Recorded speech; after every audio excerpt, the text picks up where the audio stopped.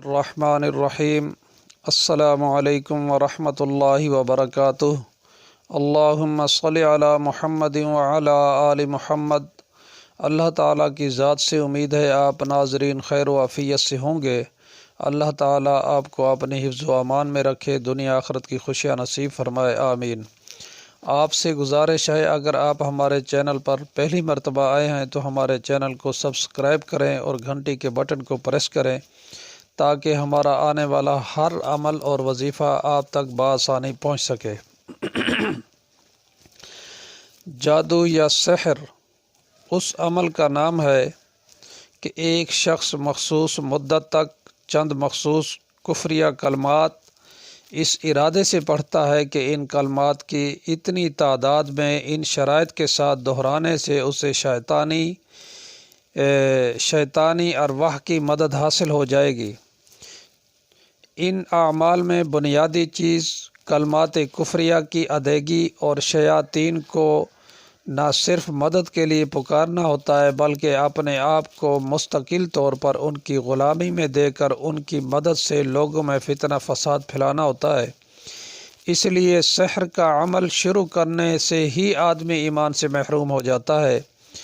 ہر قوم میں مذہب اور زبان کے حوالے سے کلمات کفر الگ الگ ہیں، بلکہ تقریباً ہر سحری عامل کے الفاظ جدا جدا ہوتے ہیں، شرائط بھی مختلف ہوتی ہیں، طریقہ بھی مختلف ہوتا ہے، مگر ان سب میں جو چیز مشترک ہے وہ الفاظ کا شرکیہ اور کفریہ ہونا ہے۔ علماء متقدمین نے اپنی معلومات اور مشاہدے کی بنیاد پر جادو کی چند اقسام کا ذکر فرمایا ہے، جس کا یہ قطعاً مطلب نہیں کہ جادو کی فقط یہی اقسام ہے۔ ناواقف اور بے علم عاملین اکابر کی کتب میں وہ اقسام دیکھ کر یہ سمجھ بیٹھتے ہیں کہ جادو انہی چند اقسام میں منحصر ہے اور مزید بدقسمتی دیکھیں، اپنی تصنیفات کا حجم بڑھانے کے لیے ان بزرگوں کے نام سے جادو کی انہی چند اقسام کا ذکر کر کے عوام کا ذہن بھی محدود کر دیتے ہیں کہ شاید جادو انہی 7-8 اقسام میں منحصر ہے۔ جادو کے بارے میں مختصراً یاد رکھیں کہ جادو کی کم از کم اتنی قسمیں ہیں جتنی دنیا میں جادوگر پائے جاتے ہیں۔ کوئی قبرستان میں کر رہا ہے، کوئی دریا کے کنارے، کوئی دریا میں اتر کر، کوئی جنگل میں جا کر، کوئی ننگا بیٹھ کر، کوئی غلاظت جسم پر مل کے، کوئی ایک پاؤں پر کھڑا ہو کے، کوئی کس طرح یہ عمل کر رہا ہے۔ پھر پڑھنے کے لیے الفاظ بھی موسیٰ علیہ السلام کے زمانے میں مصری جادوگر قبطی میں، عام یہودی عبرانی اور سریانی میں، اہل افریقہ اپنی مقامی زبانوں میں، اہل فارس فارسی میں، ہندوستانی سنسکرت یا ہندی اور دیگر درجنوں زبانوں میں، بنگالی بنگلہ میں اور دیگر اقوام اپنی زبان میں پڑھتے ہیں۔ الفاظ اور ان کے زبانوں کے بعد جن شیاطین کو مدد کے لیے پکارا جاتا ہے ان کے حوالے سے بھی جادو کا ہر عمل دوسرے سے مختلف ہے۔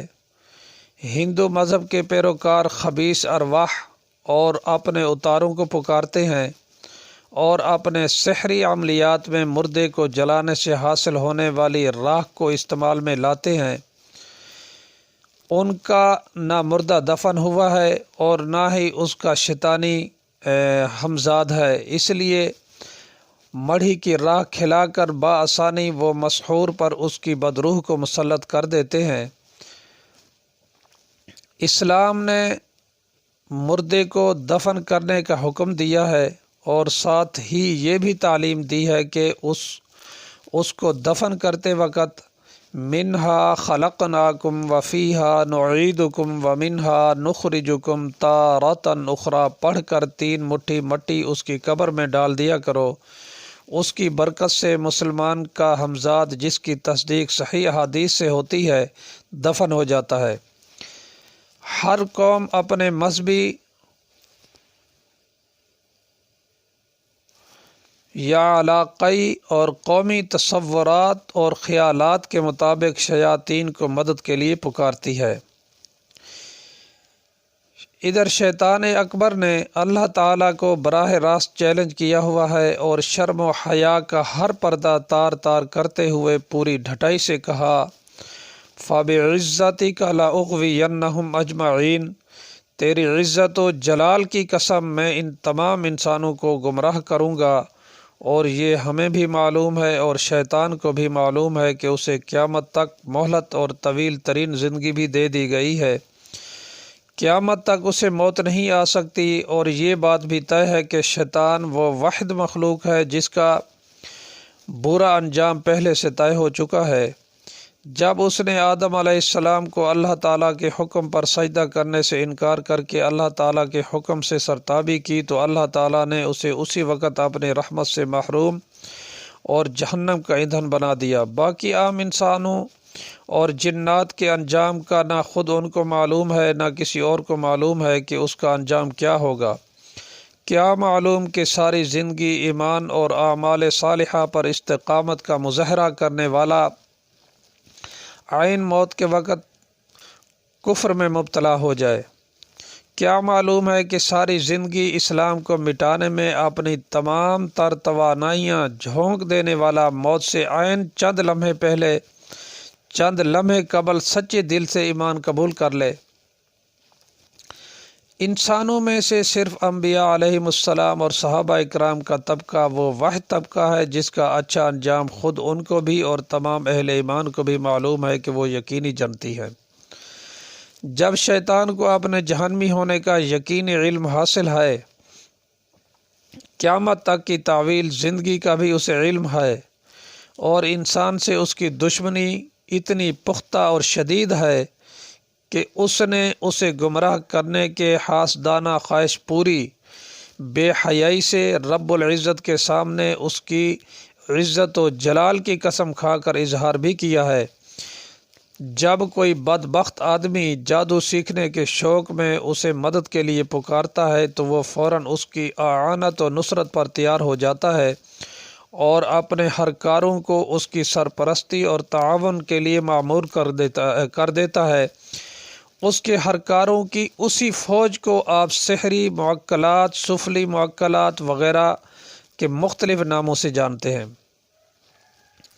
آدم علیہ السلام کی دشمنی میں شیطان اس حد تک چلا گیا ہے کہ اس کا ایک ہی مشن ہے کہ انسانیت اور اولاد آدم کو ہر وقت ہر جگہ ہر طریقے سے ایمان سے محروم رکھے اور امن سے بھی محروم رکھے۔ اس لیے اسے ہر اس شخص سے دلی محبت ہے جو انسانیت میں شر اور فتنے کے بیج بوئے، جادو کے راستے شیطان کے اہداف پورے کرتے ہیں۔ یہی وجہ ہے کہ اسے شیطان کی فوری مدد حاصل ہو جاتی ہے، اور چونکہ اللہ تعالیٰ نے آزمائش کے لیے خود اسے مہلت دے رکھی ہے، زمین میں جتنا فساد برپا کرنا چاہتا ہے کر لے، اپنا زور لگا لے، مگر میرے مخلص بندے تیرے جال اور جھانسے میں نہیں آئیں گے۔ اس مہلت کی وجہ سے کسی کام میں روک ٹوک بھی نہیں ہے۔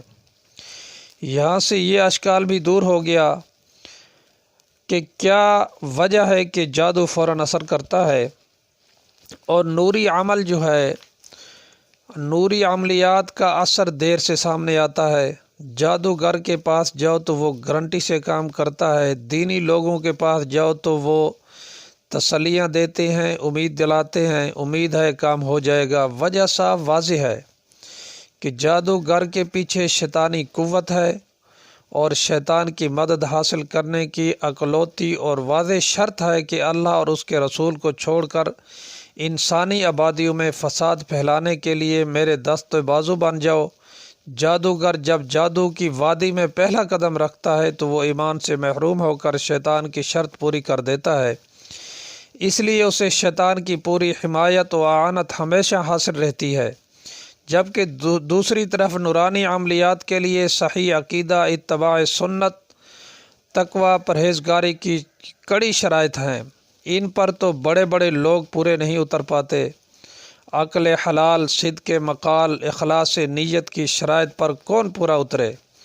یہاں تو یہ حال ہے کہ لوگ نورانی عامل بننا چاہتے ہیں، لیکن چاہتے ہیں کہ انہیں نماز کے پابندی نہ کرنی پڑے۔ اعمال صالحہ اور تقویٰ، طہارت تو بہت بات کی باتیں ہیں، یہاں تو فرائض سے ہی جان چھڑائی جا رہی ہے۔